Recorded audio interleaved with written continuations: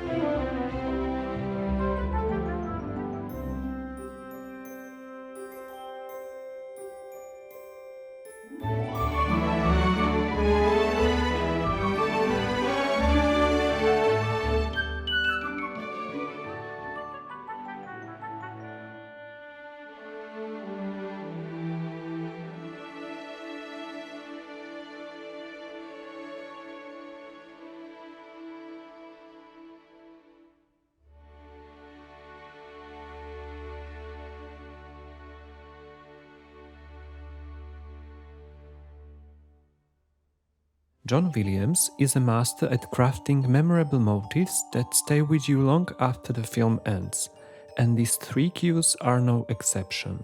Hagrid's Christmas tree is just 10 bars long, but these 10 bars are an excellent example of how to write a Christmas piece. It's a very simple musical idea in C major.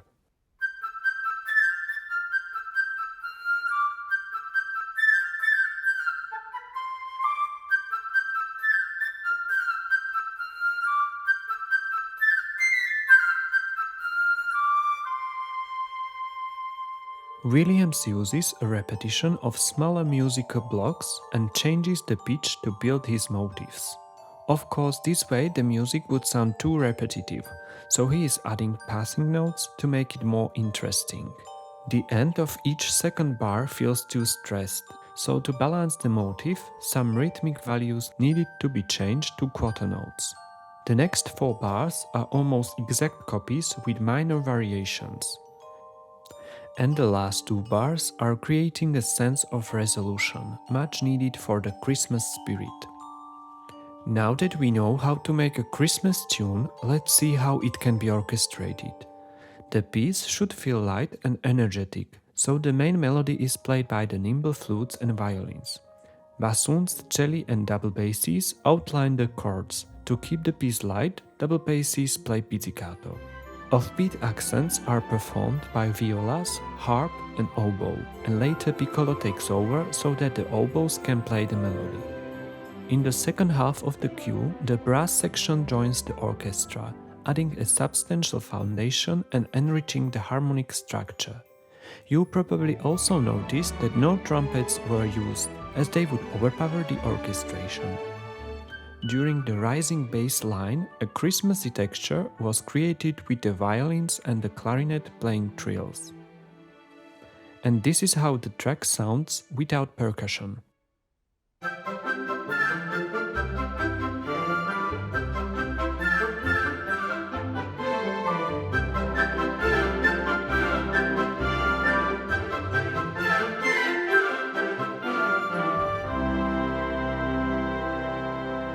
When the harp glissandos and the percussion are added, you immediately get the Christmas vibe. Just the sleigh bells on their own would do that trick, but additionally the glockenspiel in combination with the celeste add the icy frosting to the melody line. The second cue, Cast a Christmas Spell, is very different from the other cues. After the ghost finishes singing, Williams repeats the melody with a bell-like sound. The problem with bells is that they have a limited range and are not very practical to play, so this part was played by the vibraphone and glockenspiel. The whole track is basically a variation on the first two bars, which is just incredible. In the third cue called Christmas Morning, John Williams uses modulation to keep the momentum and excitement of the track.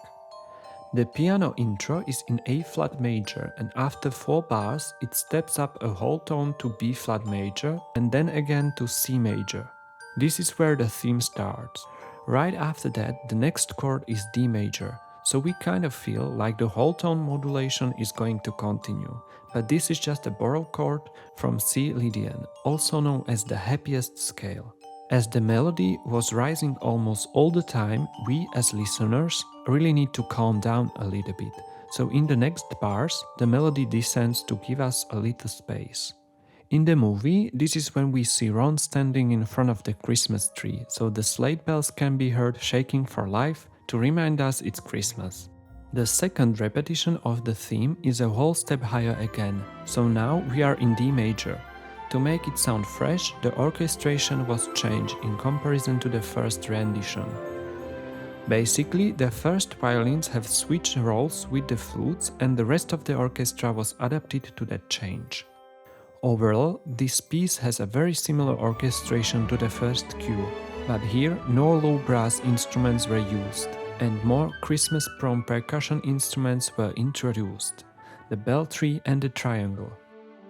To program all these 3 cues, I used my favorite products from the Vienna Symphonic Library: Synchronized Woodwinds and Synchronized Single Woodwinds package mixed with MirPro 3D, Synchron Duality Strings, Synchron Brass, Synchron Harp, Synchron Bösendorfer Imperial, and finally Synchron Percussion.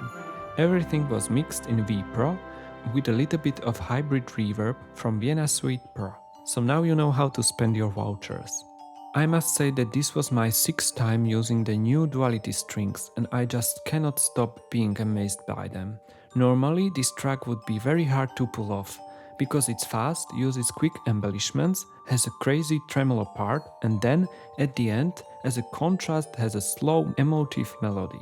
So having a string library in my arsenal that can do all of this with ease is just incredible. In the first cue, I took full advantage of the pre-recorded runs, and in the last part the additional options for the unmeasured tremolo came in very handy. I also need to talk about the Synchron Percussion collections, as they do not get enough credit out there. As you could hear in this demo, the percussion section was crucial in achieving the desired Christmas mood. With the Synchron Percussion, I had no issue selecting the right dynamic layer for every single note or mixing the instruments with multiple microphones. VSL libraries are simply like the best musicians. They can play anything. I hope this tutorial sparks some festive creativity in your compositions. If you enjoyed the video, don't forget to give it a thumbs up, subscribe for more content, and ring that Christmas bell to stay tuned for more tutorials. Until next time, Merry Christmas and Happy Holidays!